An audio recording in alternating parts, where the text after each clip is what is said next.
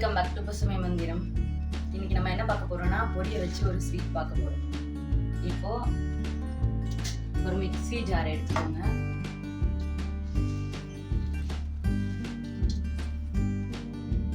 அதுல வந்து ஒரு 3 டம்ளர் போல பொரி எடுத்துக்கோங்க.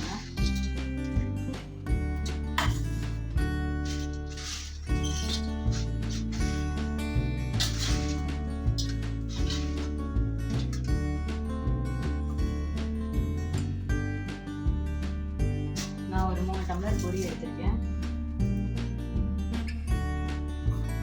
அது கூட வறுத்து எடுத்த வேர்க்கடலை ஒரு 10-15 போல ஒரு வேர்க்கடலை எடுத்திருக்கேன்.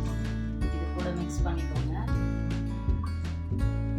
மிக்ஸ் பண்ணிட்டு பொடியா அரைச்சி எடுத்துட்டு வந்துடுங்க. நான் இப்போ பொரியும் வேர்க்கடலையும் பொடியா பொடி பண்ணி எடுத்துட்டு வந்துட்டேன். இந்த அளவுக்கு சாஃப்டா. இப்போ இதை ஒரு பவுல்ல மாத்திக்கோங்க.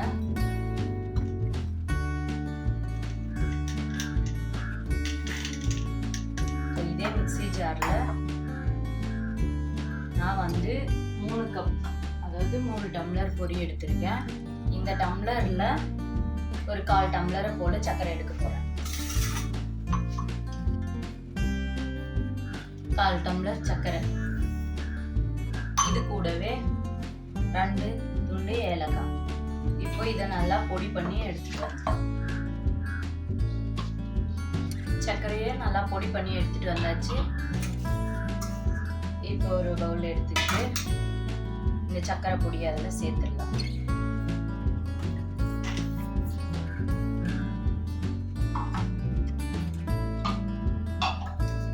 இந்த சர்க்கரை பொடியா கூட நான் நல்லா காய்ச்சி ஆற வச்சிருக்க பால் வச்சிருக்கேன். ஒரு 3 ஸ்பூன் போல சேர்த்துப்போம். நான் வந்து பசும்பால் எடுத்திருக்கேன். உங்களுக்கு பாக்கெட் பால் கிடைச்சா கூட பிரச்சனையே இல்லை. நல்லா சுண்ட காய்ச்சி எடுத்து வச்சிருக்கேன். இப்போ இதை நல்லா மிக்ஸ் பண்ணிக்கலாம். ஏலக்காய் பொடியும் இதுலயே சேர்த்துருக்கோம் வாசனைக்காக. நல்லா மிக்ஸ் பண்ண உடனே இந்த மாதிரி நல்லா கிரீமியா பேஸ்டா வரும்.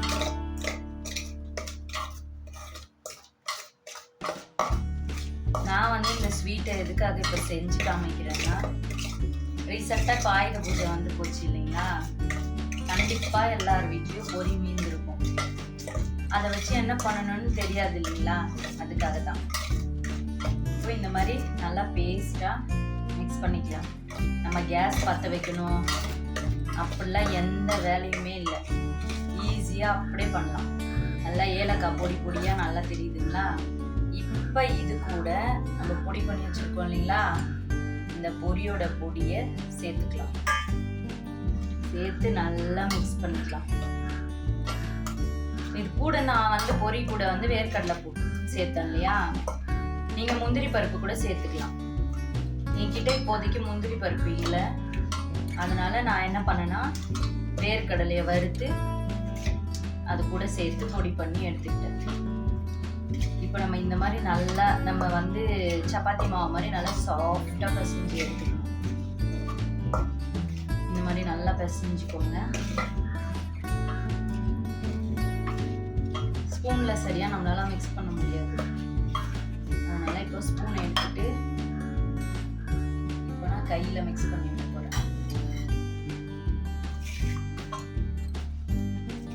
இந்த மாதிரி கையில நல்லா மிக்ஸ் பண்ணிக்கோங்க. இந்த ஸ்வீட் வந்து நல்லா பார்க்கறதுக்கு ரிச்சாகவும் நல்லா சூப்பராகவும் சுவையாகவும் இருக்கும் சாப்பிட்றதுக்கும். இந்த மாதிரி மிக்ஸ் பண்ணிக்கோங்க. உங்களுக்கு பால் பத்தலைன்னா கொஞ்சமாக பால் ஆட் பண்ணிக்கோங்க.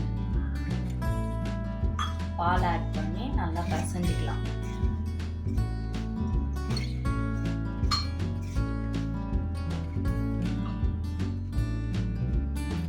இது போல நல்லா பிசைஞ்சு எடுத்து வச்சுக்கலாம்.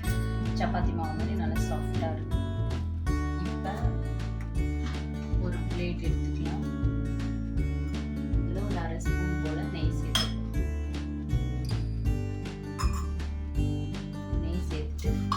நல்லா ஸ்ப்ரெட் பண்ணி விட்டுட்டு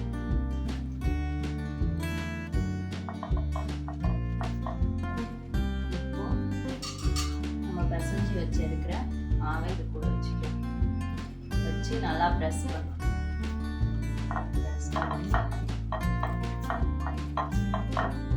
நல்லா இது போல நல்லா மட்டமா நல்லா ப்ரெஸ் பண்ணிப்போம். அப்படி பண்றப்ப நமக்கு நல்லா இந்த காஜு கத்திலிலாம் இருக்கு இல்லையா ஸ்வீட்டு, அதோட இந்த மில்க் வச்சு ஸ்வீட் பண்ணுவாங்க பேக்கரிலாம், அந்த மாதிரி ஒரு இதுல நமக்கு கிடைக்கும். இப்போ இந்த மாதிரி ஸ்ப்ரெட் பண்ணி விட்டுட்டு ஒரு கத்தி வச்சு நமக்கு தேவையான ஷேப்ல நம்ம கட் பண்ணி எடுத்துக்கலாம்.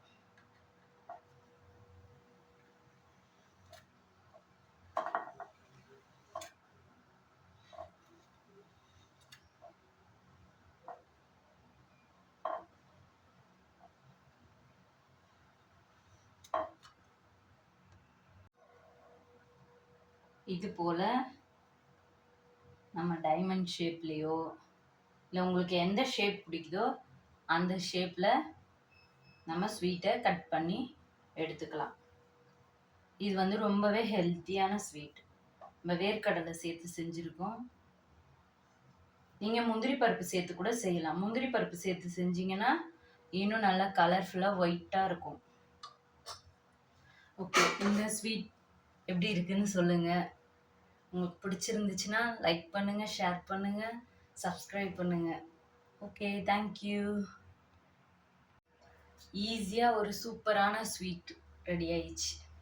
நம்ம அடுப்பே பற்ற வைக்கல.